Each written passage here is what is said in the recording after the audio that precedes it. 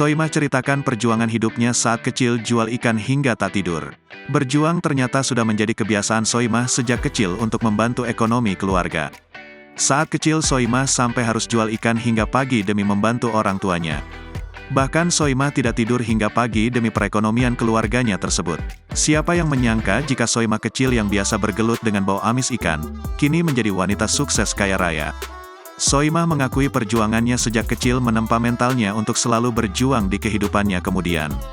Masa kecil Soimah yang penuh dengan perjuangan, harus jualan ikan hingga tak pernah tidur.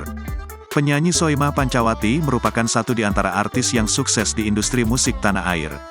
Selain bekerja di dunia entertain, Soimah juga menggeluti bisnis kuliner, clothing line, dan juga menyewakan pendoponya yang berada di Yogyakarta. Siapa sangka kesuksesan Soimah sekarang ini didapatkan dengan tak mudah. Soimah kecil harus berjualan ikan demi membantu perekonomian keluarga. Soimah pun menceritakan perjuangan masa kecilnya kepada Nikita Mirzani.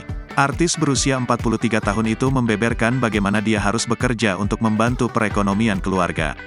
Lahir di Pati, Soimah membantu ibunya dengan berjualan ikan hingga jam 1 pagi.